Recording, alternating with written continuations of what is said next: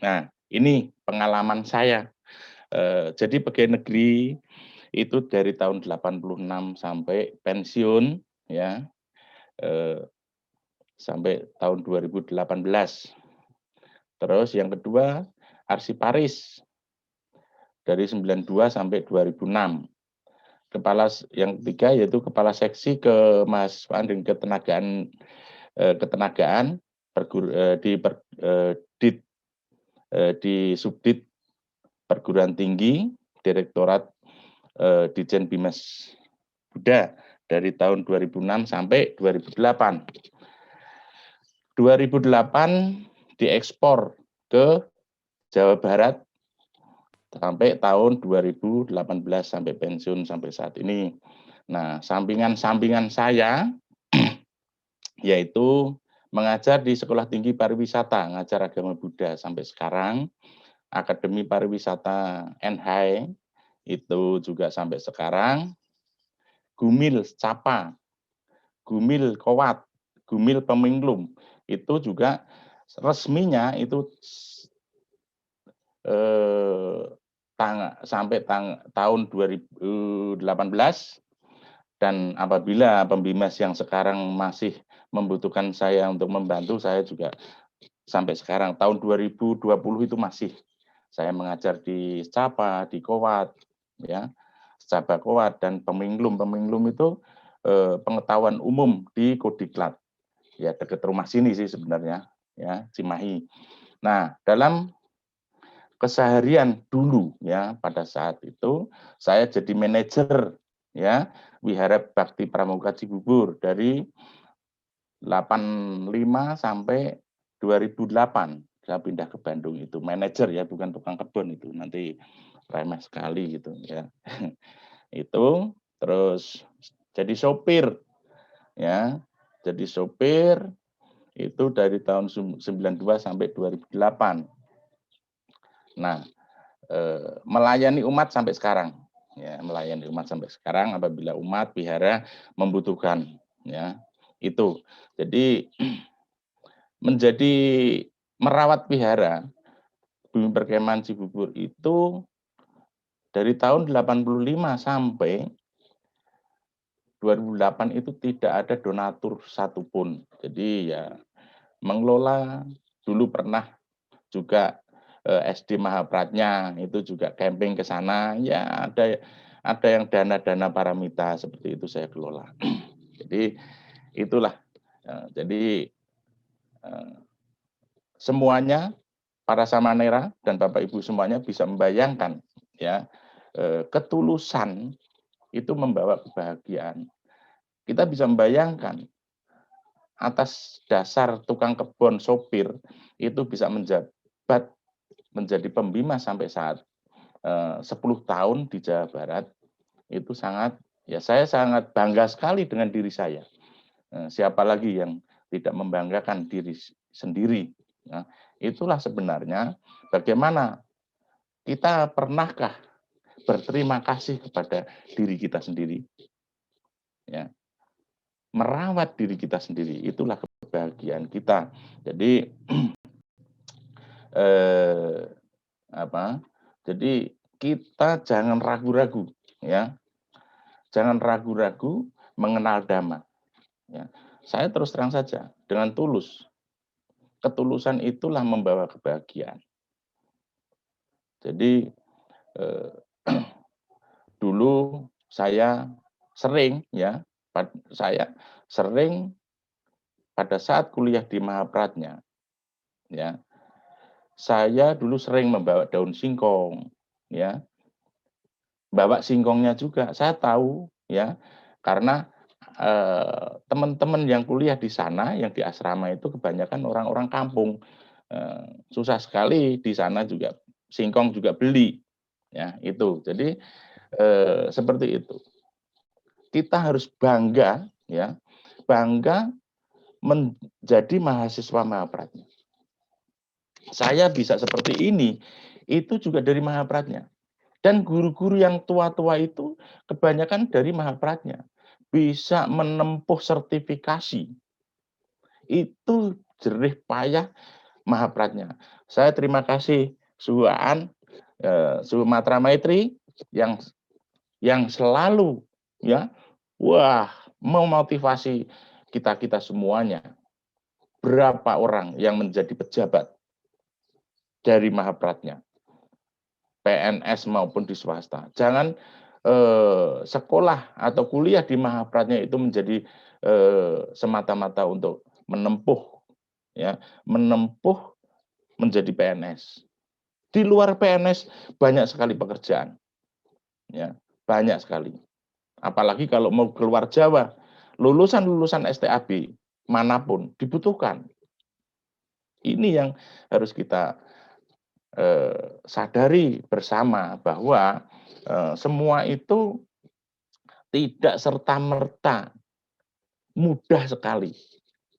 Ya, ini pembukaan saya, nanti yang lain-lainnya. Mudah sekali. Ya, bagi para manera atau mahasiswa baru, jangan ragu-ragu untuk menuntut ilmu. Ya memang saya akuin ya, mahasiswa-mahasiswa agama Buddha yang berkuliah ya di Sekolah Tinggi Agama Buddha, maaf saja, kebanyakan, bukan semuanya. Kebanyakan itu ekonominya itu sangat minim orang tuanya. Saya bukan merendahkan ya, tapi kebanyakan seperti itu. Bukan masalah tidak bisa diterima di sekolah tinggi, sekolah-sekolah atau di perguruan tinggi negeri atau swasta. Bukan masalah itu. Kita sangat berterima kasih kepada Mahapratnya. Bisa menyelenggarakan Pabaja ini itu sangat luar biasa. Saya berkali-kali menjadi narasumber ya di Pabaja Samanera, termasuk di Ayak Satini, di Wipasana, ya, di Dharma Widya. Itu saya sering sekali saya sampaikan. Berterima kasih penyelenggara, ya, penyelenggara bisa menyelenggarakan Pabaja ini. Karena Pabaja ini kan latihan untuk kita berbuat baik. Nanti selanjutnya, next. Nah, kebahagiaan kalau dalam Kamus Bahasa Indonesia yaitu kesenangan dan ketentraman lahir maupun batin. Kemudian keberuntungan, kemujuran yang bersifat lahir batin. Kebahagiaan, kegembiraan, suatu keadaan pikiran dan perasaan yang ditandai dengan kesenangan, cinta, kepuasan, dan kenikmatan. Itulah tadi saya sampaikan bahwa makan enak tidurnya. Apa artinya? Mempunyai ya harta benda banyak. Kalau kita tidak bisa tidur enak, makan enak tidurnya, ya. Jadi itulah berkah untuk saya sampai saat ini umurnya sudah 61 tahun masih sehat. Ya. Jadi bagaimana mengelola lahir batin itu nanti kita kupas satu-satu. Next. Dhammapada yaitu sungguh bahagia jika kita hidup tanpa kebencian di antara orang-orang yang membenci, di antara orang yang membenci, kita hidup tanpa membenci. Sesungguhnya bahagia jika kita hidup tanpa keserakahan di antara orang-orang yang serakah. Di antara orang yang serakah, kita hidup tanpa keserakahan. Inilah ya. Jadi enggak perlu serakah.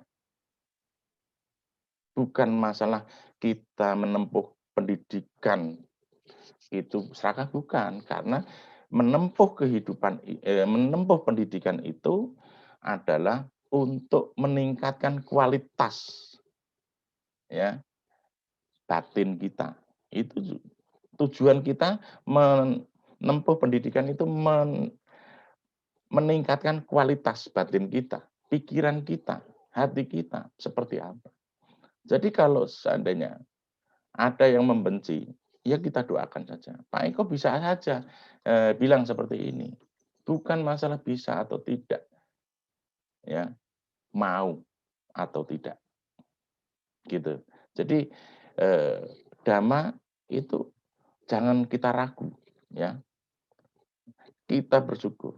Tidak ada, ya, ajaran selengkap dhamma, ya. Fenomena alam semesta yang sekarang terjadi itu sudah tertulis, sudah disampaikan Sang Buddha. Kita bersyukur, ya, kita bersyukur bahwa pada saat kita lahir menjadi manusia ini pada Buddha Sakyamuni. Karena apa? Karena kita bisa mendengarkan dhamma dan mengajarkan dhamma. Inilah.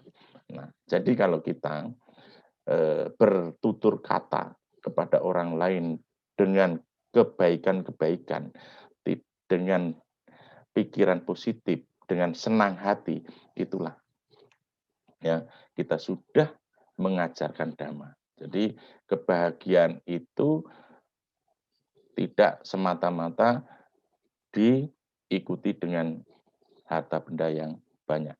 Next. Nah, ini, ya, Sang Buddha. Ia ajarkan apa yang ia praktekkan. Ia praktekkan apa yang ia ajarkan. Itulah. Dhamma, ajaran Sang Buddha itu adalah ajaran praktek. Tanpa praktek, kita tidak bisa mencapai kebahagiaan. Maka tadi saya sampaikan bahwa kita selalu mengajarkan, selalu mempraktekkan, selalu menunjukkan bahwa kita itu seperti ini. Seperti apa? Seperti ini itu apa? Seperti apa yang diajarkan oleh Sang Buddha. Ini. Jadi tidak semata-mata ajaran Buddha itu teori saja, ya, teori saja. Tidak semata-mata teori. Besok di sananya itu tidak. Yang sekarang itu seperti apa? Untuk bekal nanti kehidupan yang akan datang. Itu. Lanjut. Nah, ini dhamma itu pasti benar. Ya. Kenapa? Tripitaka itu. Dhamma itu untuk kehidupan. Ya. Dhamma itu untuk kehidupan. Dhamma sebagai petunjuk cita-cita. Dhamma sebagai pengendali pikiran. Ya. Satu, dhamma untuk kehidupan. Coba next, ada nggak dhamma untuk hidup? Oh, bukan. Lanjut. Terus nanti aja. Kembali lagi, nanti ada itu dhamma untuk kehidupan tuh. Nah, dhamma untuk kehidupan. Kehidupan ini adalah praktek. Ya. Kita diajarkan bisa seperti ini, itu diajarkan dari kehidupan orang tua saya, orang tua kita. Orang tua kita diajarkan mbah, buyut, dan leluhur kita. Maka jangan sekali-sekali melupakan ajaran-ajaran leluhur. Orang Jawa dan orang Tionghoa, maaf, kalau ada orang selain orang Tionghoa dan orang Jawa, dulu saya pernah diprotes orang India. Saya bicara begini. Orang Jawa dan orang India, orang Indonesia, orang Jawa, di benak hatinya itu pasti ada dhamma. Pasti ada dhamma. Orang Jawa dan orang Tionghoa. Itu di benak hatinya, itu pasti ada dhamma. Saya pastikan. Kenapa? Karena mereka masih percaya tentang hukum karma. Di situ. Percaya hukum karma. Siapa menanam pasti memetik. Kalau mereka itu nanti di sananya.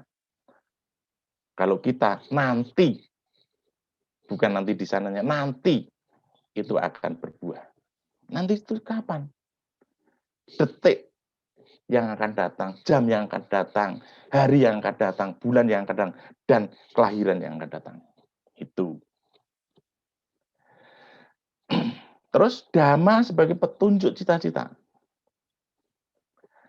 Cita-cita manusia adalah nibbana. Siapa yang mau ke nibbana? Nanti dulu, jangan sekarang. Ya, nanti dulu. Ya, kita harus berbuat dulu kebajikan-kebajikan yang lebih banyak. Ya, nanti pada waktunya masa barulah kita, ya, cita-cita itu akan kita petik, ya, nibbana atau yang tingkat-tingkat yang lainnya. Minimal kita terlahir menjadi manusia itu sudah sangat luar biasa, sangat berterima kasih. Maka terlahir menjadi manusia itu adalah kebahagiaan yang sangat luar biasa. Tapi kelahiran itulah sebenarnya penderitaan. Ini saya sekali-kali bukan kehidupan ini. Kehidupan ini menjadi manusia itu sangat berkah, sangat luar biasa. Karena bisa mengajarkan dan bisa mendengarkan dhamma. Tapi kelahiran itu sebenarnya penderitaan. Karena apa? Karena bisa terlahir menjadi manusia artinya kita masih ada benih-benih karma buruk. Ya, itu. Benih-benih karma buruk. Kenapa? Ya itu tadi, kalau orang ya setiap hari berbuat baik, kok ya karma buruknya muncul terus. Karena apa? Ya karena masih ada benihnya. Seperti kita yang menanam padi. Sawahnya sudah dibersihkan dari rumput-rumput. Tetapi setelah padi-padi itu menghijau, diikuti juga rumput-rumput juga yang hijau. Karena apa? Masih ada benih-benih rumput yang hijau itu. Ada benih-benih rumput itu. Nah, itulah sebenarnya kualitas nantinya karma kita itu seperti apa. Ya, kalau kualitas karma kita, apalagi sekarang ini kita mengikuti Pabaja Samanera, itulah sebenarnya pertama kualitas peserta Pabaja atau mahasiswa kualitasnya benihnya bagus. Nah, kemudian kita ikut kuliah di Mahabharatnya sekalian ikut Pabaja, inilah sebenarnya ya untuk mengikis atau kalau orang Jawa itu matun ya, membersihkan rumput-rumput itu. Nah, sekarang yang lanjutnya yaitu dhamma sebagai pengendali pikiran. Ya, dhamma sebagai pengendali pikiran. Iya. Karena dhamma adalah pengelola ya, bisa mengelola pikiran itu supaya dari baik menjadi dari jelek menjadi buruk. Jelek menjadi baik. Nah, ini yang harus kita lakukan. Apapun penyakitnya, kalau pikiran ini terkendali, bisa. Orang apa yang yang terlalu apa aktif itu bisa juga sebenarnya dikendalikan dengan dhamma itu. Apa artinya? Konsentrasi yang baik. Ya, di situ. Next. Kita percaya hukum karma tadi sudah saya sampaikan, ya. Sudah saya sampaikan. Berdoa, membaca parita, ya. Liamkeng, mantra dan lain-lainnya. Ya. Menjalankan dhamma, meditasi. Nah, itulah kenapa kita percaya. Ya, karena ya semuanya ini tidak semata-mata teori. Makanya kita menjalankan dhamma, menjalankan artinya mempraktekkan. Ya, nanti ada sila, ya, panya samadhi itu nanti ada di Pancasila. Meditasi sampai di mana meditasi itu? Maka meditasi inilah sebenarnya ini yang bisa untuk merubah ya watak manusia. Ya. Kalau batuk bisa diobatin, kalau watak tidak bisa diobatin katanya orang-orang itu. Tetapi bagaimana Dhamma merubah watak manusia dengan meditasi? Oh, tentunya meditasi itu harus juga didasari dengan perbuatan-perbuatan, dengan ajaran-ajaran itu, Dhamma itu. Next. Nah, ini tadi sudah saya sampaikan, bersyukur ya, bersyukur kita terlahir menjadi manusia. Karena apa? Yang terlahir di alam hewan sangat sulit untuk mencapai tingkat kesucian Sotapanna. Ini ya yang bisa ya, kita berterima kasih. Sangat sulit untuk menjadi manusia. Sangat sulit untuk bertahan hidup. Sangat sulit untuk mendengarkan Dhamma mulia, untuk merealisasikan nibbana. Sangat sulit ya, berada dalam Buddha Sasana. Nah ini, saya pernah ya menghitung-hitung ya, mahasiswa saya suruh ngitung di alam lalat itu, ya alam lalat itu rata-rata hidupnya berapa hari. Bandingkan di alam manusia rata-rata 80 tahun. Berapa kehidupan lalat? Ada manusia jahat, ada yang manusia baik, ya kan? Lalat dikasih makan juga ada, lalat suruh keluar tidak dibunuh juga ada. Tapi ada yang, nah itulah sebenarnya kehidupan. Mereka itu menganggap, ya kan, di alam sana itu seperti itu. Kita juga sama, ya, seperti ini. Kita hidup di alam manusia 80 tahun, di alam dewa berapa tahun, ya, nah, seperti itu sama. Next.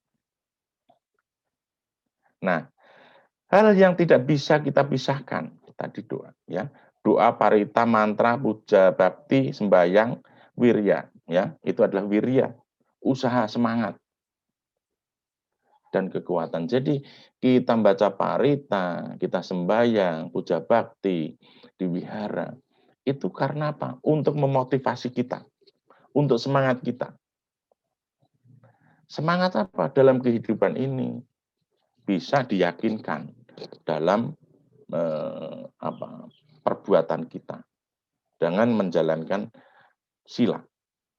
Ini. Jadi kita semua, maka kita semua ini bersyukur sekali ya kepada Buddha. Ya. Dhamma adalah aditana, tekad, keputusan, niat, cita-cita kita. Jadi keputusan, niat kita harus ya. Kalau udah niat, keputusan, ya tekad kita itu kan menjadi keharusan nantinya. Harus kita menjalankan Dhamma yang sudah kita tekatin, ya kita tikatin. Kita berniat cita-cita. Apa tadi? Nibbana itu. Nah ini, jadi kita tidak salah pilih. Jangan minder jadi umat Buddha. Ya, jangan minder. Tunjukkan kualitas kita di dalam masyarakat. Bahwa umat Buddha itu baik. Ya. Baik itu apa? Baik yaitu tidak akan membuat susah diri sendiri. Satu. Yang kedua, tidak akan membuat susah keluarga. Yang ketiga, yaitu tidak akan membuat susah masyarakat atau lingkungan kita. Itu kalau menurut saya baik itu. Karena apa? Dhamma mengajarkan gitu. Maka belajar Dhamma itu nggak susah. Ya. Kalau menurut mereka susah. Kenapa? Karena belajar Dhamma itu untuk mencapai surga atau nibbana itu berjuang sendiri. Tidak ada yang menjamin. Kalau mereka itu ada yang menjamin. Asal percaya, asal menjalankan A dan I sampai Z, bisa nyampe ke sana. Nah, kalau agama Buddha tidak, perjuangan sendiri, ya kan? Kama Bandhu, ya, dan lain-lainnya itu. Jadi seperti itu, ya. Nah, terus karma adalah perbuatan. Ini yang tidak bisa. Jadi 3 ini tidak bisa dipisahkan. Ya, wirya, aditana, kama ini tidak bisa dipisahkan. Itulah sebenarnya kalau kita pengen bahagia. Next. Nah, ini perbedaan di mana-mana. Tadi karma, hukum karma. Kelahiran kita, wajah kita, perilaku kita, pikiran kita, dan lain-lainnya, itu kita berbeda. Kenapa berbeda? Terjadi. Ya, bukan dari keturunan, ya, bukan dari lingkungan, ya. Maaf, ya. Perbedaan itu adalah dari keturunan juga bisa, dari lingkungan juga bisa, dari keluarga juga bisa, dari keturunan, ya. Itu bagaimana lingkungan kita di dalam keluarga, di dalam lingkungan, di dalam masyarakat. Dari makanan pun juga bisa membedakan. Ya. Kualitas makanan juga bisa mempengaruhi kualitas batin. Kalau seandainya kalau makanan itu dari hasil korupsi, otomatis tidak akan berkah. Yang berkah itu adalah dari hasil dari ketulusan dalam kita mencari makanan, nafkah, rezeki. Itu juga bisa mempengaruhi kelahiran, perilaku, wajah kita apa. Coba aja, ya. Kalau wajahnya ganteng kayak Pak Eko, iya kan? Dhamma juga mengajarkan kalian tahu, kita tahu semua seperti apa. Ya, kita terlahir di keluarga apa? Berkah. Ya, jangan minder terus, ya. Jangan minder yang dari keluarga yang kurang-kurang, yang serba kekurangan, itu juga jangan minder dengan perbedaan ini, tidak. Karena kali ya, kita bisa kuliah, bisa ikut Pabaca, karena apa? Kita semuanya ingin memperbaiki kualitas karma kita, kualitas batin kita. Kenapa? Karena kita semua bisa berjumpa di sini karena ada kesamaan karma, ada nantinya perbaikan dalam kehidupan orang tuanya. Perlu diingat, saya mau pamer sedikit.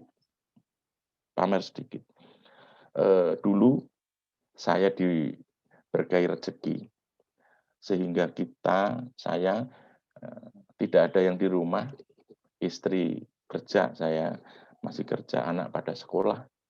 Yang di rumah tidak ada yang nyuci, ada yang nyuci di rumah. Orang Widoro Payung Cilacap. Lulusan SMP.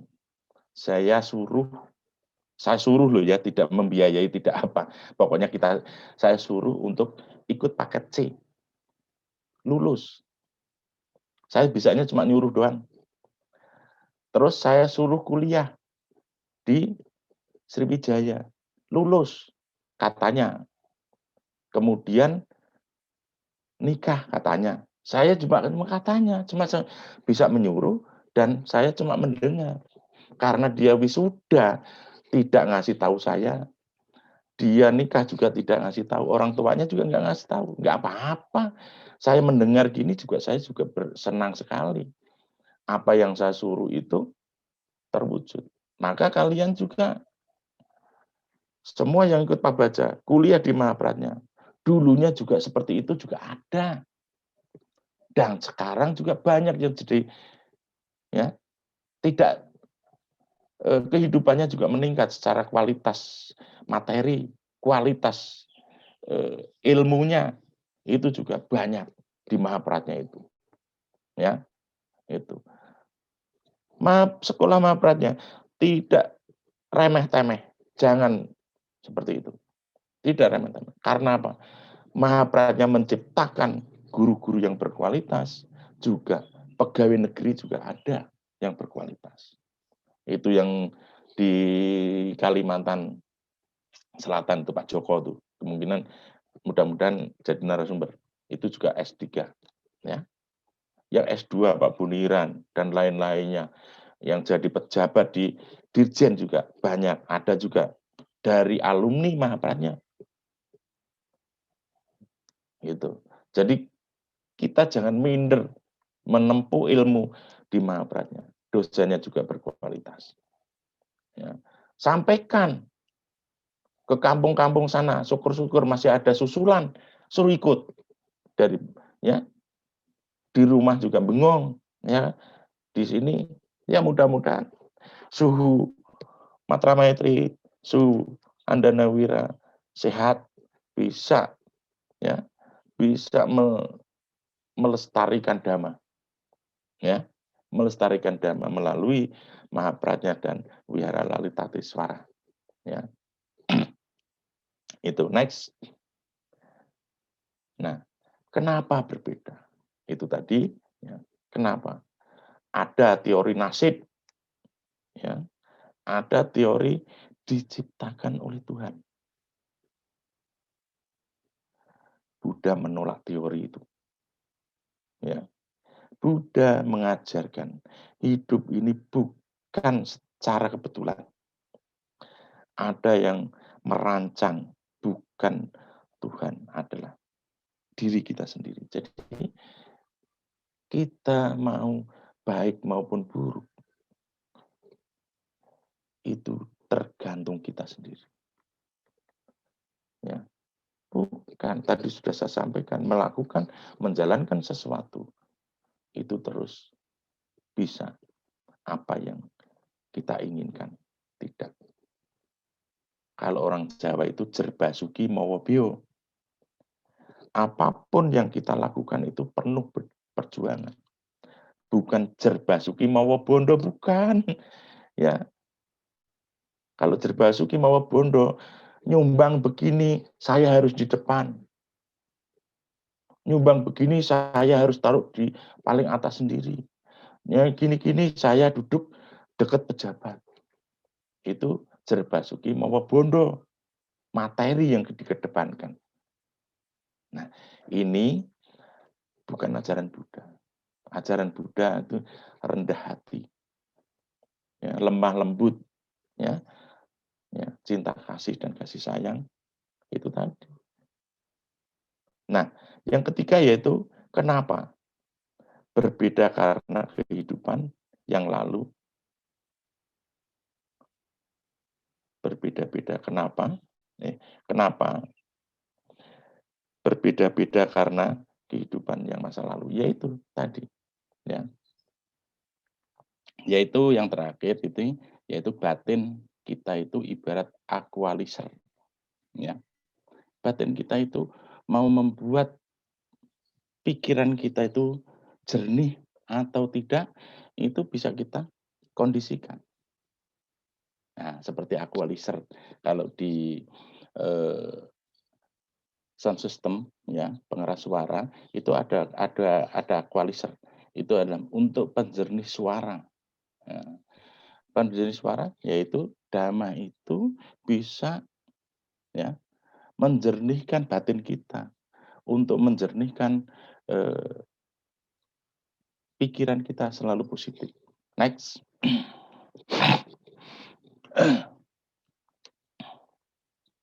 Nah, itu masih ada lagi, next. Di atasnya judulnya. Nah, inti ajaran Buddha, ya, sabapasa karanang, kusalasa, kusalasa upasampada, sacita, paryo dapana. Nah ini, tidak berbuat jahat. Artinya itu sila. Ya. Kusalasa upasampada, berbuat untuk kebajikan, kebaikan, itu panya. Sucita paryo bedapanang, itu adalah sucikan hati dan pikiran.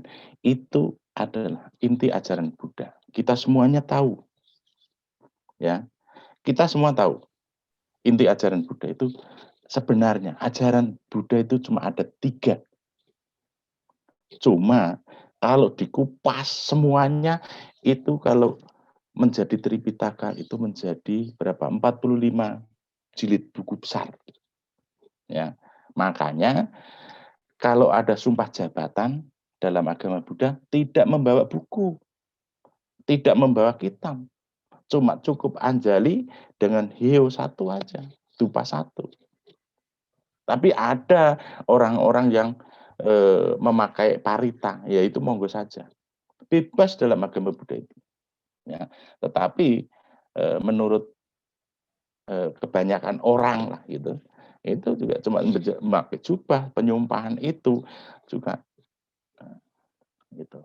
Anjali saja cukup ya gitu. Ini jadi ajaran Buddha itu 3. Tidak berbuat jahat, banyaklah kebajikan, sucikan hati dan pikiran. Sila panya samadhi. Next. Nah, ini Pancasila. Jadi sila yang pertama itu ini pun ya tidak berbuat ya, tidak membunuh ya, tidak membunuh, tahu sendiri ya. Kita akan terlahir menjadi bahagia nantinya ya. Sering function ya. Ini saya sampaikan ya. Saya sampaikan saya juga dulu di Jawa Barat untuk menghimbau kepada umat Buddha di Jawa Barat. Saya menghimbau ya. Ya. Kita semua itu beras itu dari padi. Nah, burung emprit artinya kalau function burung emprit itu manfaatnya kecil ya karena beli burung emprit belinya ya uangnya sedikit dapatnya banyak. Yang ngepak lagi, ya kan?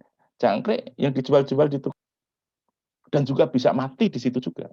Nah, inilah sebenarnya lulus dari sini di daerah kasih pandangan-pandangan solusi yang itu. Ya. Jadi burung emprit itu adalah hama. Kita makanya padi. Jangan sampai kita impor beras. Karena juga saya dulu masih kecil, ya masih SMP itu kerjaan pagi-pagi sore gitu. Sebelum sekolah nunggu padi di sawah. Pulang sekolah ke sawah lagi. Nunggu padi. Itu saja masih pada dimakan burung padinya. Ya, itu. Jadi apabila kita function burung emprit itu ibaratnya kalau kita orang kampung, orang petani itu juga sama juga ngelepas hama gitu. Ini ya. Ya bukan nggak boleh bukan, saya cuma menghimbau saja. Lebih bermanfaat ngelepas yang burung ya burung yang lainnya yang murah-murah juga banyak. Perkutut ya, kutilang ya, tekukur dan lain-lain itu juga murah. Kemarin saya dari sama wihara itu juga ngelepas burung perkutut itu berapa 100 ekor, burung kutilang itu 60 ekor, burung tekukur juga 100 ekor. Ya, itu. Jadi saya sampaikan wihara yang saya sering ikut kebaktian puja bakti itu saya sampaikan sama panitia. Kita ajarin ya umat kita untuk function yang benar, yang baik, yang bermanfaat, benar-benar bermanfaat. Kalau melepas burung emprit ibaratnya kita itu ngasih uang pengamen di pinggir jalan itu. Itu yang pertama, Pancasila. Yang kedua aditatana pilawani sikap padam sama diami. Ya, tidak mengambil barang mencuri itu udah tahu semuanya ya. Kamesu micacara piramani sikap padam sama diami. Ya, ini adalah merawat keluarga dengan keluarga kita sukaya, keluarga bahagia. Ya, itu. Nah, dan selanjutnya, itu semuanya kita semua sudah tahu akibat-akibat ya melakukan atau melanggar sila itu seperti apa.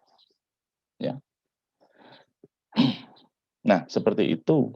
Nah, sila ini, Pancasila ini kalau kita pilah-pilah, itu juga 3 juga, next.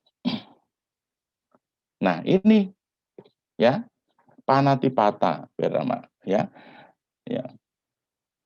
Wiramani Sikapadam sama Diami dan selanjutnya, dan ya, ini semua ya kita golongkan ke sila. Karena itu adalah perbuatan. Ya, sila. Veramani, Sikapadam sama Diami. Ya, Veramani, ya Veramani itu adalah samadhi, konsentrasi menghindari. Panya, ya. Sikapadam sama Diami. Aku bertekad, itu ada tekad kita, keyakinan kita, panya, ya, melatih. Nah, Pancasila kalau kita pilah-pilah seperti ini, sama inti ajaran Buddha. Kita bisa membayangkan sila Pancasila yang seperti ini bisa mengondisikan ya manusia. Ya, manusia itu khususnya yang menjalankan sila. Bukan yang menjalankan sila itu orang beragama Buddha saja. Mereka-mereka itu juga menjalankan sila menurut ajaran mereka. Next. Nah, setelah kita menjalankan Pancasila, di benak kita, kondisi kita, batin kita, ya, perilaku kita, itu seperti ini, jalan tengah, berunsur 8. Ya. Pancasila itu bisa mengondisikan kita menuju jalan berunsur 8, jalan tengah berunsur 8 itu, yaitu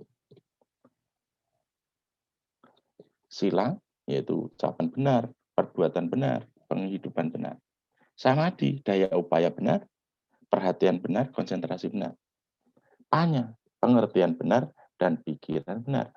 Ini yang bisa mengondisikan, maka orang itu selalu sila, ya, jalankan sila baik dan benar, itu benar.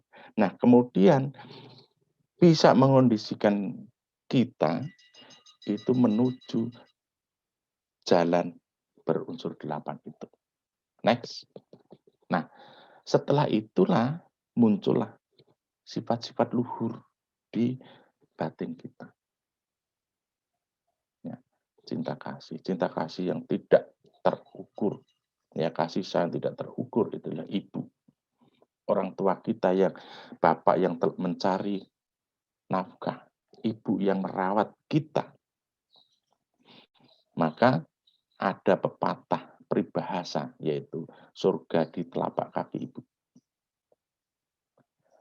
Coba kalau kita bisa membayangkan, ya, kita itu berapa kali bangunkan ibu pada saat tengah malam. Berapa kali kita menyusu ibu, tidak terhingga. Maka mumpung masih pada sehat, berbaktilah kepada orang tua. Bagi Samanera yang masih kuliah, ya, berbakti kepada orang tua, membantu kepada orang tua, itu tidak secara semata-mata dengan tenaga, tidak. Kalian, kita semua bisa belajar dengan baik dan benar, sehingga bisa mendapat nilai yang baik, yang bagus. Itu juga bisa salah satu membantu orang tua. Ya. Nah, kalau membantu secara fisik nanti kalau sudah pulang, ya, semesteran atau apa. Itu. Terus membantu guru kita. Guru kita siapa ya? Sekarang ya di wihara itu siapa? Ya. Di sekolah itu siapa? Kalau seandainya yang di asrama, yang dulu di asrama, sekarang kalau seandainya masih di asrama ya nggak lebih bagus, konsentrasinya cuma belajar. Bangun pagi, ya kan, liamke. Nanti ada tip untuk bagaimana kita setiap hari harus beribadah. Nah ini, ya, membantu. Setelah itu, kalau yang saya tahu dulu itu, sebagai Mas Boniran dan lain-lainnya, ya, soalnya banyak sekali. Setelah sembahyang, udah sembahyang, kerja bakti, nyapu, ngepel, yang ceweknya masak, nyiapin masak untuk teman-temannya sama suhunya. Nah, seperti itu. Di situ kita juga berterima kasih, diajarkan mandiri. Itu, diajarkan mandiri. Jangan tersiksa, jangan merasa tersiksa. Apabila yang di asrama itu jangan merasa tersiksa. Salah besar. Kalau merasa tersiksa, akhirnya gagal total untuk meningkatkan kualitas pikiran, batin, dan kehidupan. Ya, itu. Jadi apalagi ya, bangun pagi sudah suruh kayak sembahyang. Itu juga udah bagus. Terus kemudian ya, yang kerja bakti nyapu, kita juga bersyukur bisa membersihkan wihara. Saya 23 tahun membersihkan wihara. Ya semampu saya sendirian. Tidak ada yang bantu. Suaan itu tahu persis, Sumatera Maitri tahu persis seperti apa wihara Bumi Perkemahan Cibubur itu. Alas belantara zaman dulu, apalagi tahun 1895 itu. Jalan alternatif Cilencing itu belum ada, Cilengsi itu belum ada.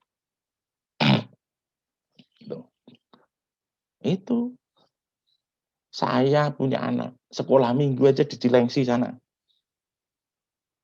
Bayangin, dulu sudah ada alternatif untungnya. Nah, seperti itu. Saya juga berterima kasih ada sekolah minggu di Cilengsi itu. Di Wihara Kelenteng Cilengsi Wihara. Itu saya tidak memandang itu wihara sekte apa, tidak. Yang penting dhamma itu saya tanamkan di anak-anak saya. Seperti tadi dilarang membunuh, sekarang sebentar lagi, ya, minggu depan, itu adalah hari raya korban. Anak saya dulu di Bandung sekolah SMA, ya, itu pas hari raya korban itu satu kelas itu harus bayar iuran untuk korban. Anak saya tidak menolak, tapi dia bilang, maaf ya, kalau di agama saya itu nggak boleh, gitu. Kemungkinan satu-satunya anak yang bisa ngasih pemahaman orang-orang yang untuk bayar iuran. Satu-satunya yang beragama Buddha, itu pun juga ranking 1 anak saya itu. Di SMA Negeri 13 Bandung. Ya. Kalau ada pesertanya yang dari Jawa Barat, sudah nggak aneh lagi itu Bante Su, ya, yang saya cerita ini. Di mana-mana saya kasih contoh itu. Jadi bukan menolak, kasih pengertian, ya, untuk raya korban itu.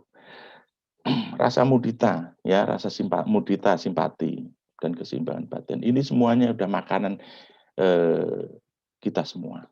Jadi tidak perlu, ya, keseimbangan batin bukan apa-apa. Jadi kita itu seimbang batin itu kita biar jalannya itu lurus, pikiran kita itu lurus. Ya, di situ. Jadi ini yang tidak ada di agama lain. Ya, keseimbangan batin, ajaran keseimbangan batin itu tidak ada. Karena keseimbangan batin itu dengan melakukan meditasi. Di agama lain tidak ada. Bahkan di Bandung itu ada seorang pastor mengajarkan meditasi, dia jelas-jelas terang-terangan dia meditasi itu ajaran Buddha. Ya, itu di Eco Camp namanya. Di Dago sana. Nah, kalau memang apalagi di sini sembahyang pagi-pagi ini ya, di Cilincing itu udaranya panas. Mandi pagi pun juga nggak masalah. Sekali-sekali diajak ke Bandungan sana, Bante, ya, biar seperti apa, ya. Ya, Mahayana kan punya pusdiklat. Kalau mau ya dibawa ke Wipasana Graha juga bisa. Kalau mau. Tidak mau ke Bandung, tidak mau ke Bandungan. Ya, saya belum pernah ke sana tapi saya WC itu suruh ke sana terus kan. Ya, itu. Jadi ini yang harus kita kembangkan bersama keseimbangan batin. Ya, ajaran ajaran Buddha itu ada yang tidak ada di ajaran-ajaran lain. Tapi ajaran Buddha pasti ada di ajaran-ajaran lain. Itu ya, ingat itu. Lanjut next. Nah, ini kita juga sadar. Nah, setelah menjalankan sila Pancasila itu sadar akan berubah-ubah, ya kan? Corak penderitaan itu seperti apa melenyapkan, ya. Setelah itu tanpa aku, ini yang tidak ada juga, ya. Anatta yang tidak ada di ajaran-ajaran lain tentang ketuhanan, ya. Cinta kasih, kasih sayang di ajaran Buddha itu ada dan lain-lain. Menurut mereka semuanya terkondisi. Tapi di ajaran Buddha ada yang tidak terkondisi, yaitu kekal adanya. Itu. Jadi bisa ya, bisa kita review ya, review. Nanti mahasiswa-mahasiswa akan dapat lebih mendalam. Maka saya selalu mengajarkan umat Buddha, umat awam ini yang mudah-mudah ajaran-ajaran itu. Ajaran Buddha itu mudah sekali. Cuma 3 kok. Nah, gitu. Jadi supaya apa? Tetap teguh jiwanya kepada Buddha Dharma. Nah, nanti kalian setelah lulus menjadi sarjana agama Buddha, sampaikan ke masyarakat ajaran-ajaran yang mudah. Jangan yang sulit-sulit. Kalau yang sulit-sulit itu diajarkan di pelatihan-pelatihan. Pak Baja, pendalaman dhamma dan lain-lainnya. Itu ya, kalau di wihara-wihara ceramah cuma ya lama-lamanya 1 jam. Ajarkan yang mudah-mudah. Mudah-mudah yang memang realistis. Jangan menjanjikan. Agama Buddha tidak ada janjian-janjian. Agama Buddha tidak ada promosi-promosi. Tetapi agama Buddha adanya praktek. Ya, praktek. Praktekkan. Lihat, praktekkan dulu. Apabila Anda yakin, percaya, silakan. Ikutin ajaran. Orang-orang yang terang-terangan percaya kepada Dhamma, percaya kepada Buddha, dia tidak akan bisa terang-terangan memeluk agama Buddha. Beragama Buddha di KTP-nya, tapi perilakunya melebihi orang-orang yang ber-KTP Buddha. Di situ. Jadi ada kriteria di sini kemarin tidak saya cantumkan. Ada kriteria 5 orang Buddha. KTP-nya Buddha, tidak rajin ke wihara, tidak mengerti Dhamma. Itu yang kedua, pertama. Yang ketiga, 2, yaitu tidak mengerti Dhamma, rajin ke wihara, tidak mengerti Dhamma, rajin ke wihara. Ya, rajin ke wihara, tidak mengerti Dhamma, rajin ke wihara, agamanya Buddha. Apa artinya? Ini orang-orang yang cung-cung cep, ke wihara saja. Yang ketiga yaitu keyakinannya Buddha tidak mengerti Dhamma, ya. Keyakinannya Buddha mengerti Dhamma, tidak rajin ke wihara. Siapa? Ini orang-orang hebat, orang-orang pinter. Orang-orang pinter. Karena apa? Ke wihara cuma maunya ceramah aja. Orang pinter loh ya. Beda kalau orang cerdas. Siapapun yang ceramah, tetap akan ke wihara.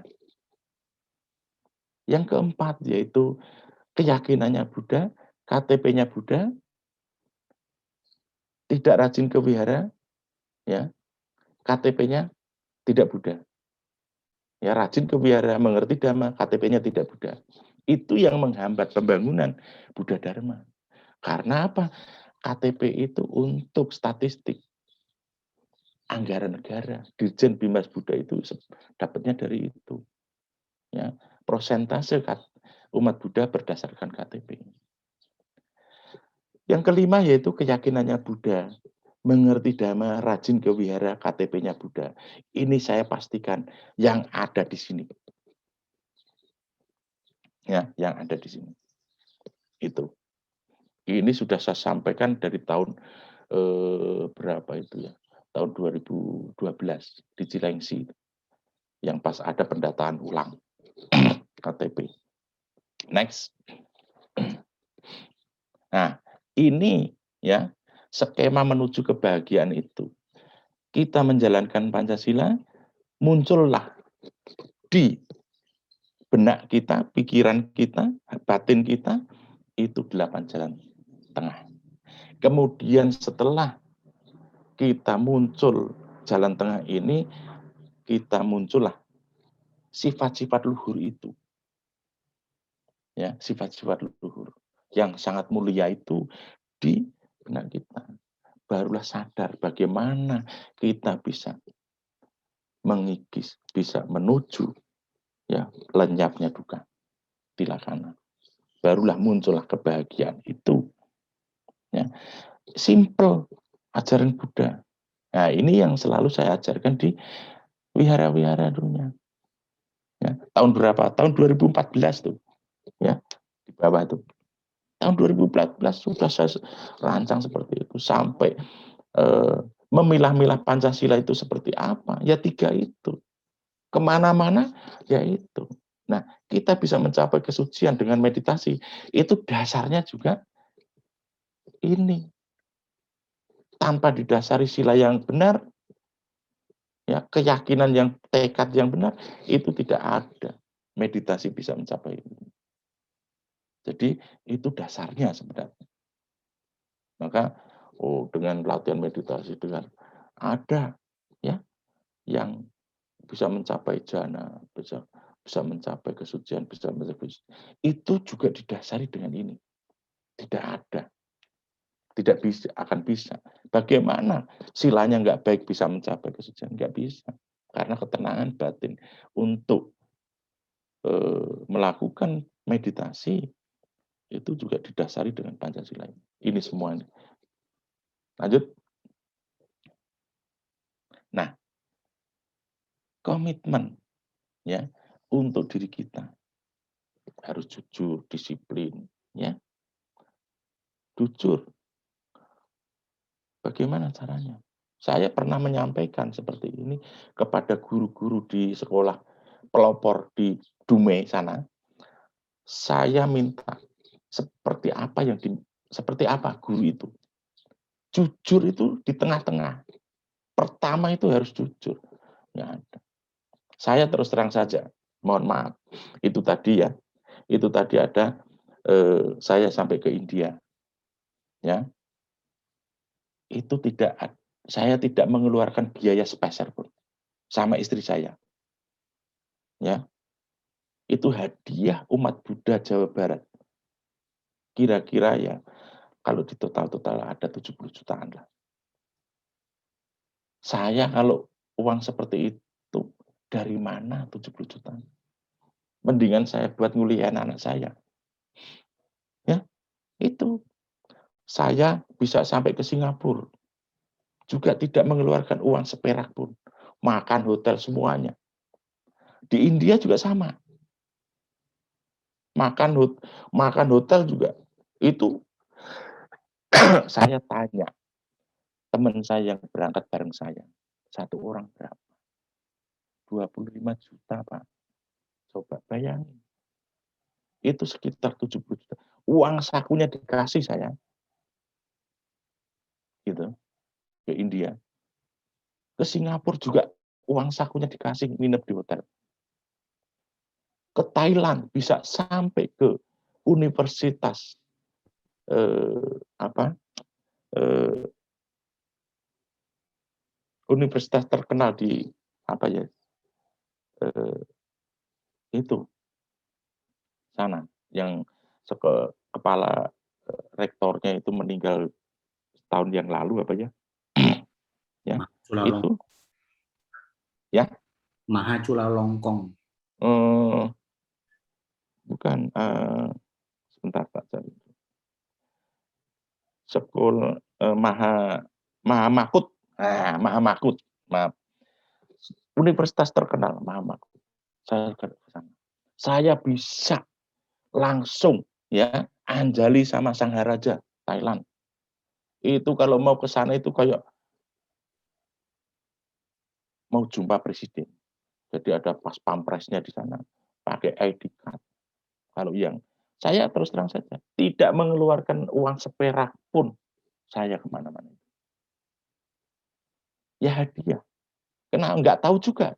Saya dalam bertugas melayani umat Buddha di Jawa Barat selama 10 tahun ini, juga biasa-biasa saja. Saya menjalankan tugas juga sudah dibiayai negara.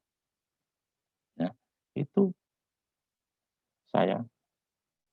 Nah, kita tahu, saya pertama kali jadi tukang kebun wihara, jadi sopir, bisa melalang buana, ya ke India, 11 hari, ke ke Thailand 1 minggu, ya. Itu kenapa? Karena karma saya. Karma. Maka kita karma apa? Kalau kita ya merawat wihara, saya terus terang apa, saya juga tidak tahu. Saya juga tanya benak saya, apa saya merawat wihara itu selama 23 tahun ini berbuah. Ya berbuahnya apa? Saya bisa melayani umat Buddha di Jawa Barat itu. Ya, kalau di depan saya ya umat itu bilang, "Terima kasih Pak Eko baik." Ya, katanya sih sama pemimpin yang sekarang katanya masih baikan Pak Eko. Gitu. Ya, pembimbing sekarang baru kena musibah COVID, gimana mau bisa komunikasi, saya bilang gitu. Ya, enggak juga, samalah Bu, saya bilang gitu, Pak, saya bilang gitu. Kemungkinan juga masih bagusan dia daripada saya gitu. Karena sekarang kan baru kena wabah COVID ini. Jadi dia tidak bisa interaksi secara menyeluruh seperti saya, ya. Saya bisa sampai ke ujung barat, sampai ke ujung timur, sampai ke ujung utara selatan. Bisa saya, ya. Ciledug, Cirebon, Parung Panjang, Lebak sana, saya kunjungin pertama kali saya menjabat ini. Saya kunjungin yang dari. Nah itu karena apa? Ya itu tadi, saya tanamkan di diri saya dan keluarga saya untuk jujur, disiplin, ya, dan lain-lainnya. Ini bisa kita baca semua. Yang jelas ada 4 kata sakti. 1, maaf. 2, tolong. Ya. 3, terima kasih. Dan 4, bersyukur. Itu 4 kata sakti yang saya pakai. 4 kata sakti yaitu minta maaf, minta tolong, eee, berterima kasih, dan bersyukur. Saya selalu kepada anak saya aja minta tolong, kalau salah ya terima kasih. Itu yang saya terapkan di keluarga saya. Anak saya tidak perlu saya ajarkan, ya. Kita praktekkan, anak saya mencontoh. Kita kasih apa, contoh saja, ya, contoh dari orang tua. Kalian juga nantinya kalau sudah berkeluarga juga kasih contoh. Nah, itulah sebenarnya yang tadi saya sampaikan, perbedaan, eee, perbedaan watak, perbedaan wajah dan lain-lainnya itu bisa diwujudkan dari situ. Lanjut. Nah, ini cara cerdas hidup, ya, cara berpikir bagaimana. Kalian semua, mahasiswa, sama Nera, Pak Baja, juga harus bagaimana, ya, kita peserta punya cara berpikir, apa? Berpikir untuk maju di bidang, ya, kualitas ilmu, maju untuk, menjalankan dhamma dengan baik. Sikap mental pun juga sama itu, ya. Yang sehingga karakter-karakter nantinya, ya, karakter-karakter nantinya akan terbentuk di sini. Yang dari kampung seperti apa karakternya? Mudah-mudahan, ya, mudah-mudahan, para suhu bisa. Tadi sudah saya sampaikan, dhamma itu bisa merubah watak atau karakter. Karena karakter watak itu bisa dirubah dari kebiasaan adat sehari-hari. Maka kebiasaan adat sehari-hari nanti bagaimana di asrama seandainya, bagaimana adat kebiasaan itu nanti di kampus. Nah, itu nanti bisa merubah karakter. Cara berpikir, sikap mental itu bisa, ya, apabila kalian benar-benar, ya, mahasiswa atau, mohon maaf, peserta Pabaja itu benar-benar mau, bukan bisa, bukan sekedar bisa saja, tapi mau, ya, mengikuti ajaran-ajaran suhu-suhu yang sudah ada di situ. Banyak sekali, ya, senior-senior kali, alumni-alumni, ya, dari Mahabharatnya, ya, dengan perilaku sopan, selalu menghargai, rendah hati. Saya juga punya, ya, anak buah dulu di sini, Pak Supri. Itu temannya Pak Buniran, Pak Supri, jadi penyuluh di Kerawang. Itu kalau sama saya loyalnya tinggi sekali, ya, di situ. Jadi kalau di Kemenak Kerawang itu, wah, Pak Ustadz Supri katanya, ya, kepalanya itu bilang sama saya, "Wah, bagus Pak Eko, ya saya nitip-nitip aja," gitu. Itu. Saya juga ikut bangga, ya, ini untuk laporan aja suhu ya.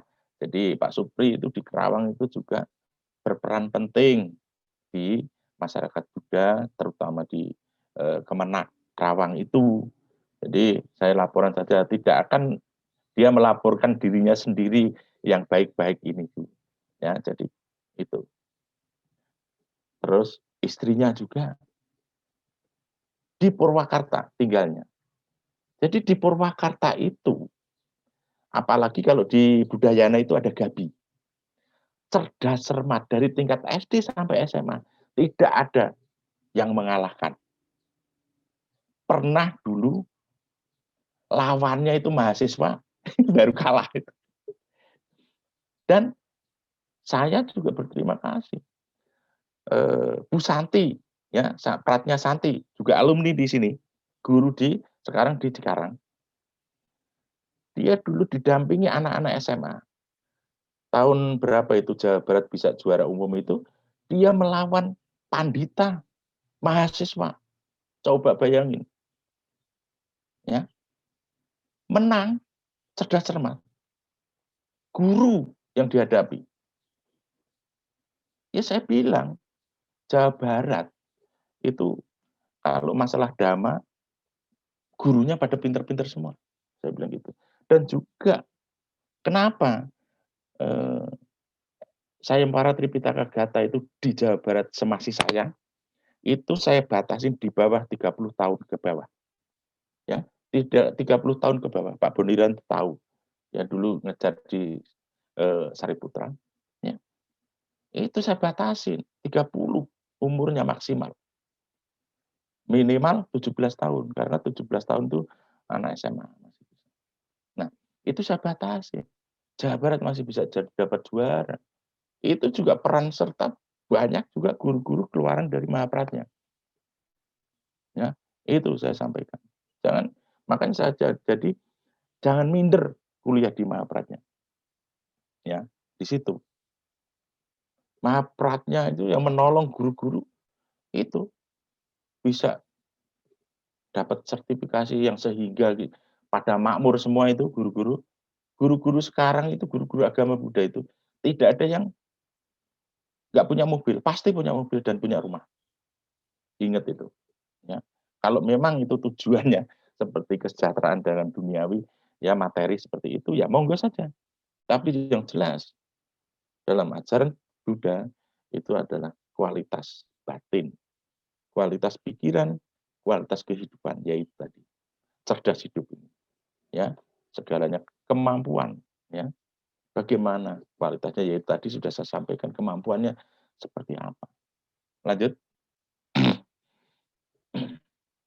Nah ini, anak muda, mahasiswa, harus berpikir positif, kreatif, inovatif, dan produktif. Nah, bagi mahasiswa-mahasiswa, positif itu jelas nanti di situ lebih positif. Kreatif, nanti bagaimana kreativitas mahasiswa-mahasiswa Mahapradnya, sehingga ada lomba-lomba tingkat perguruan tinggi itu bisa, ya, mendapatkan juara. Syukur-syukur juara umum kemarin tuh dari mana juara umum, ya, Raden Wijaya, ya. Inovatif, bagaimana inovatifnya? Saya suhu mohon izin, saya pengen kreativitas mahasiswa Mahapradnya yang khas dengan Mahayananya. Mahayana itu ada tambur. Kalau memang bisa diadakan rampak tambur, Su. Tambur 8 gitu, diadakan itu, Su. Nanti penarinya cewek-cewek. Ya, mahasiswa yang putri-putri itu suruh nari di depan tamburnya, tamburnya rampak seperti rampak kendang di Jawa Barat. Saya pengen itu, Su. Pengen itu. Nah, jadi nanti kesenian yang ditampilkan pada waktu Mahaniti bisa tampilkan ciri khas Buddhis, ya, ya kan? Ciri khas Buddhis sih bisa, Su. Ya, nanti apa? Kan kalau sembahyang Liamking itu kan ada tambur gede itu. Wah, bikin aja punya tambur 8, seandainya ada yang rusak diperbaiki, Su. Bisa. Bikin 8 orang, bikin seninya bagaimana? Ya, itu. Ya, seperti menamburi barongsai itu kan, ya. Itu tambur aja, rampak tambur, ya. Belum ada, Su. Ini inovatif. Bagaimana me memunculkan, ya, inovasi-inovasi. Ya seperti itu rampak tambur, terus bagaimana, ya. Mahasiswa jangan sekedar lihat, jangan sekedar belajar agama saja. Memang khusus, tapi ada sampingan inovatif apa? Merancang aplikasi, merancang game atau merancang apa. Itu bisa di situ. Sehingga produktif, bisa menghasilkan uang untuk kita sendiri-sendiri masing-masing. Untuk lomba karya ilmiah seperti apa, produktif, ya. Ya nantinya bisa mendatangkan lapangan kerja. Nah seperti itu, ya. Mahasiswa itu harus seperti itu. Lanjut. Nah ini satu, tadi dulu, satu-satu dulu.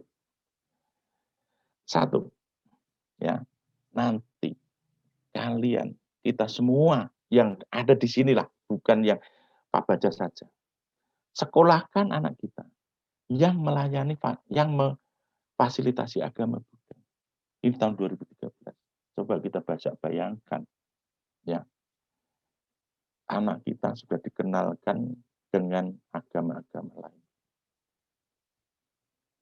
apa yang terjadi orang-orang yang sekarang. Kebanyakan pendidikan agama itu dikesampingkan.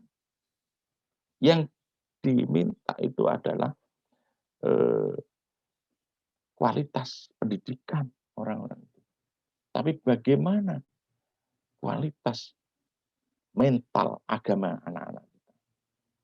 Nah, nanti kita semua peserta baca atau mahasiswa, mohon maaf, saya bukan mengajari, saya praktek sendiri. Atau tidak difasilitasi agama apapun di sekolah itu. Saya dulu SMP-nya pernah ngenyam di Sila Paramita. Dulu masih di Cawang 0 itu. Sekarang pindah di belakang penjara Cipinang. Di situ tidak lama kemudian saya pindah ke kampung. Disekolahkan di SMP Katolik. Pertama kali masuk, apa yang terjadi? Masih ingat itu. Saya ditegur sama guru pada saat berdoa pagi. Harusnya begini, begini, begini. Saya tidak. Saya nggak tahu. Itu kok nggak gini, gini, gini. Teman saya, Pak, maaf Pak, ini anak baru. Oh ya, besok ikutin ya. Belajar sama temannya. Ya Pak. Itu. Katolik SMP saya. Yang kedua, SMA saya Kristen. Saya tetap beragama Buddha. Tetapi apa yang terjadi di anak saya? Di Bandung nyari sekolah SMA itu susah. Yang ada guru agama Buddha. Yang memfasilitasi agama Buddha loh. Tidak semata-mata dari Yayasan Budi saja. Tapi sekolah negeri juga ada yang berfasilitasi agama Buddha atau swasta. Ada guru agama Buddhanya. Tapi di Bandung susah pada saat itu. Saya masukkan di sekolah negeri. Tidak diajarkan agama apapun. Di Jakarta juga sama. Makanya anak saya di sekolah minggu. Bapak Ibu. Ya, anak saya belajar agamanya di sekolah minggu. Nah ini juga bisa untuk tip. Ya ini bisa diajarkan kalau di wihara-wihara, silahkan saja. Saya bebas. Tidak membuat paten materi saya tidak. Siapa saja yang minta saya kasih. Next. Yang kedua yaitu jangan menyuruh anak kita pergi ke wihara. Ya, jangan menyuruh anak kita ke wihara. Tapi mengajak anak kita ke wihara. Jadi apa? Contoh keteladanan orang tua itu dipakai anak kita. Tadi sudah saya sampaikan. Ya, keteladanan orang tua. Kalau kita cuma menyuruh saja ke wihara anak, ngapain kita di rumah? Ya syukur kalau kita aktivitasnya itu positif. Ya di toko atau apa dan lain-lainnya. Kalau negatif, bagaimana? Anaknya sudah mencapai nibbana, anaknya masih ngopi rokok di rumah. Ya, di alam manusia. Ya, ini yang kenapa saya seperti ini? Saya itu dulu masih tugas. Tiap minggu itu keliling wihara anak saya ajak. Pas hari Jumat atau Jumat sore gitu pulang kerja, anak saya nanya, masih SMP atau SD. Pak, besok minggu ke wihara nggak Pak? Bapak capek. Padahal dia juga ikut juga ke wihara, keliling-keliling gitu. Tapi ke wihara yang kita sering ikut puja bakti itu jarang sekali. Ngomongnya apa? Lama nggak ke wihara. Akhirnya bapaknya capek-capek juga ke wihara yang sering kita ikut puja bakti.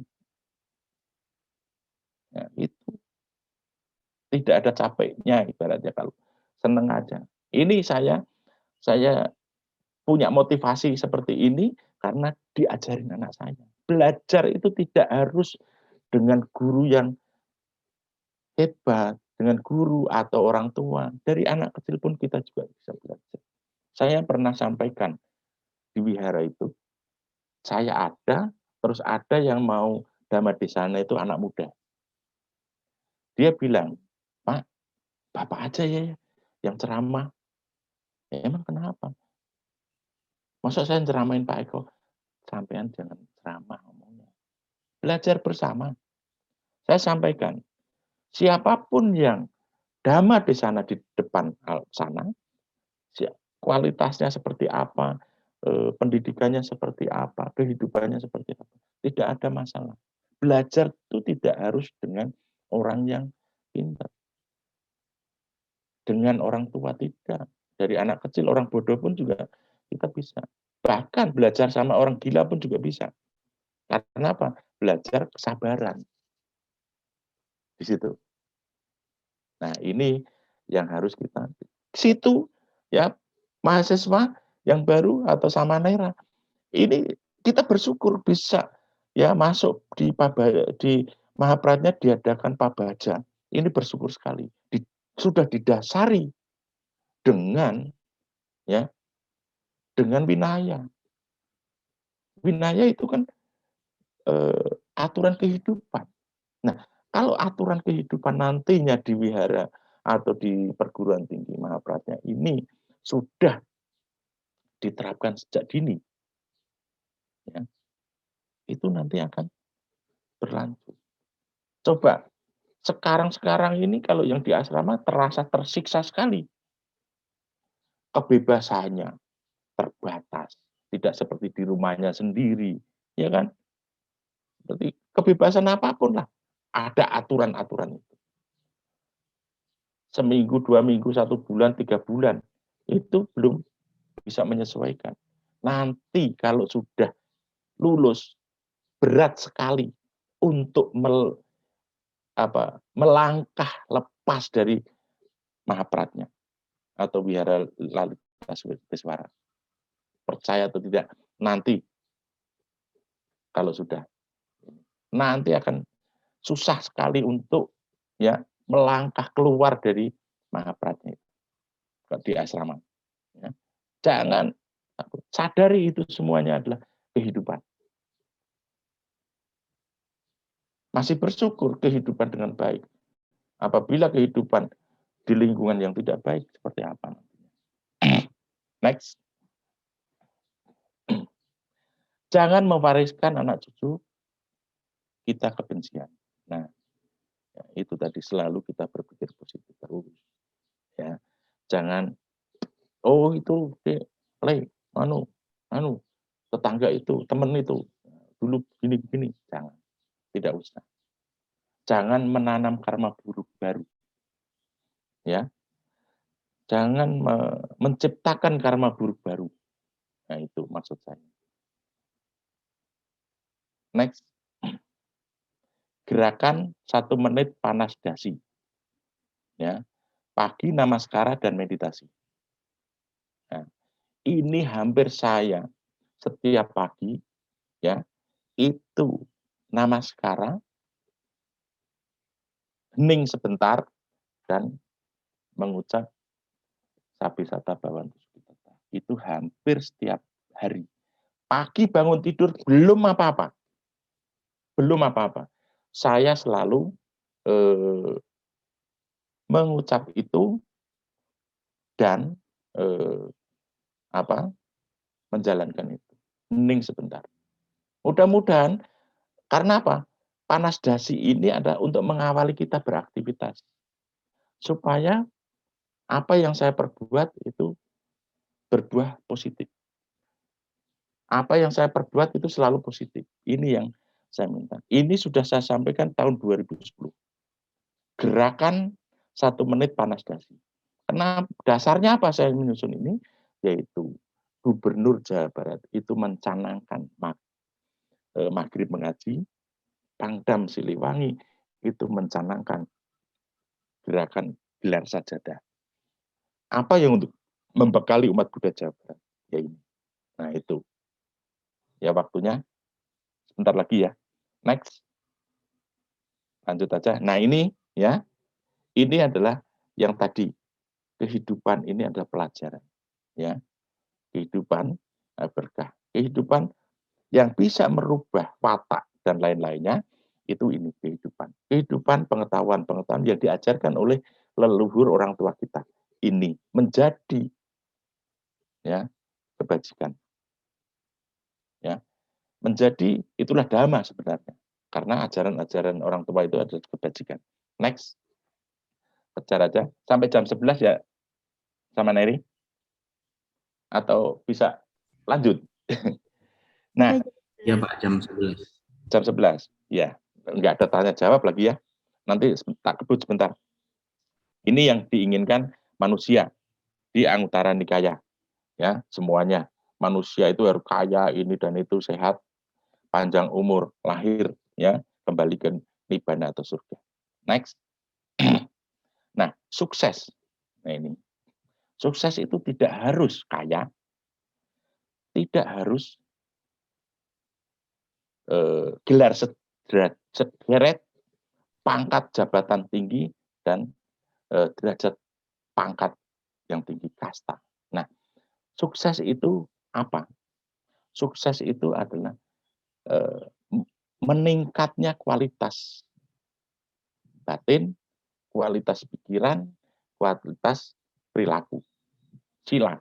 Nah, itu kalau menurut saya sukses. Ya. Jadi apapun yang kita lakukan, kaya kalau tidak batinnya, pikirannya jelek juga tidak bagus, ya kan? Gelar, sederet, jabatan, pangkat, kalau korupsi ya tidak bagus. Nah, ini yang maksud saya sukses itu adalah meningkatnya batin perilaku kita, ya, pikiran kita. Kita ciptakan sehari berbuat baik, sehari berucap baik, ya itu tadi. Maka untuk mengawali baik-baik tadi sudah saya sampaikan tidak akan membuat susah diri sendiri, keluarga dan masyarakat. Itulah baik, yaitu kita selalu bersyukur, 4 kata sakti tadi, ya, 4 kata sakti. Next. Nah, sukses itu tidak harus kaya gelar ini, tapi sukses itu ya, kualitas, ya. Nah, demikian dari saya. Masih ada beberapa menit. Apabila ada yang mau bertanya, kalau bisa saya jawab, kalau nggak bisa nanti saya jawab berikutnya. Terima kasih Amitovo atas perhatiannya dan atas kesempatan saya diberi kesempatan untuk berbagi di sini. Mudah-mudahan Dhamma tetap lestari. Amitovo, terima kasih.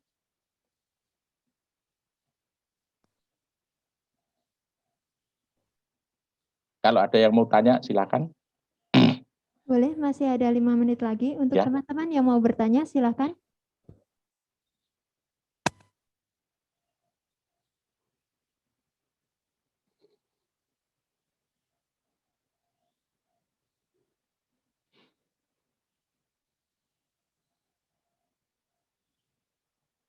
Boleh angkat tangannya kalau yang mau bertanya.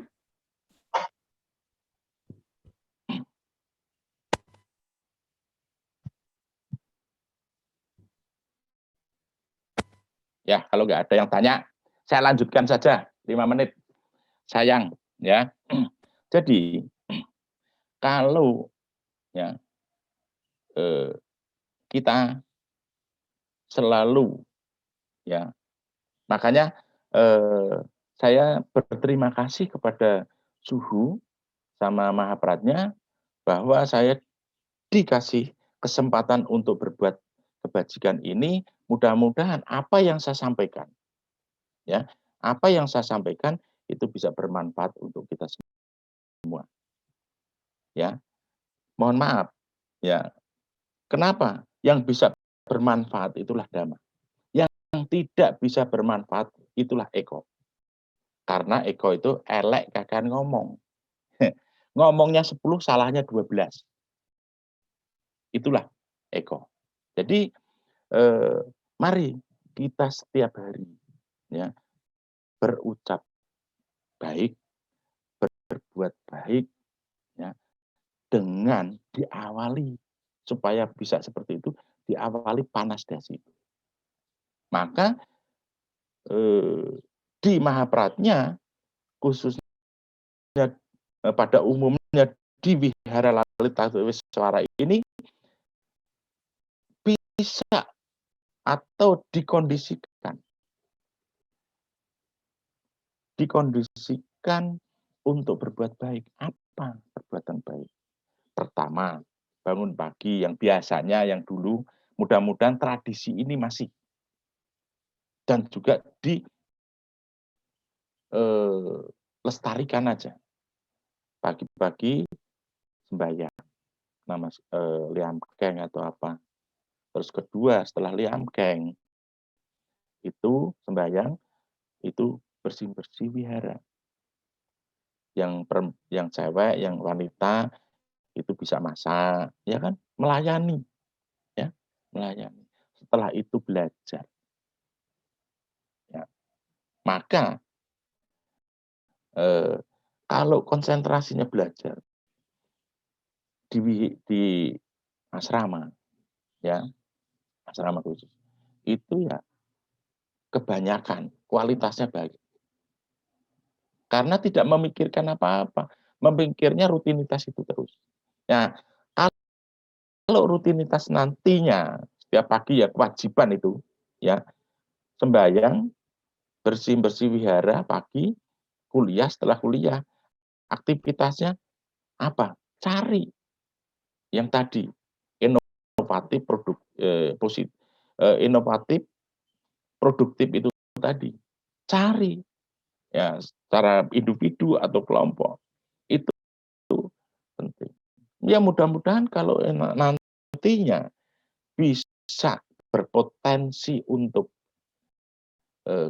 kebaikan umat Buddha atau kebaikan diri sendiri, apalagi nanti untuk bagian institusi sekolah tinggi sekolah tinggi Mahaprajna untuk mengangkat, ya, nama. Kalau kualitas saya tidak meragukan. Nama ini yang belum. Untuk meningkatkan nama baik, ya, nama baik itu bukan baik ininya, baik tenarnya, ketenarannya di kampung-kampung di mana saja, ya, itu nanti bisa membawa mahasiswa-mahasiswa tahun depan itu lebih banyak lagi. Karena apa?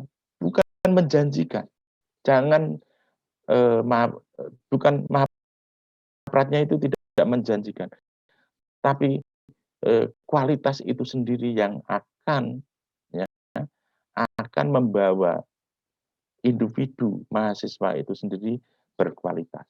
Karena dari didikan-didikan para suhu, terutama suhu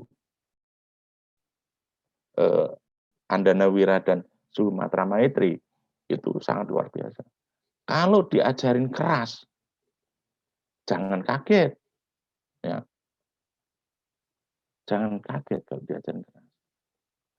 Ya. Kekerasan itu nanti akan lama-lama, ya, terbiasa itu ya menurut yang sekarang itu keras, tapi nanti kalau sudah biasa-biasa rutin ya memang seperti itu. Kan sudah ada aturannya, kesepakatan bersama bagaimana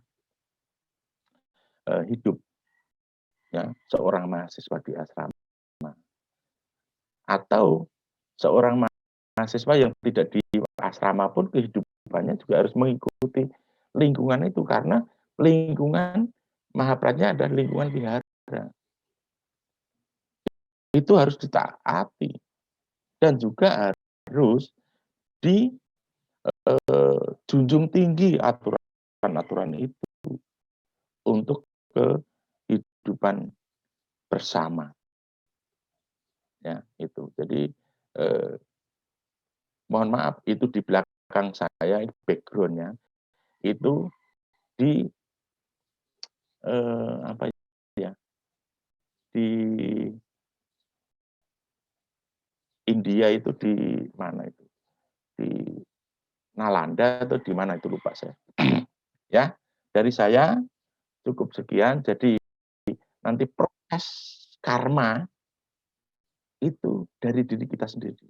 Ciptakan karma-karma baik pada saat kuliah. Syukur.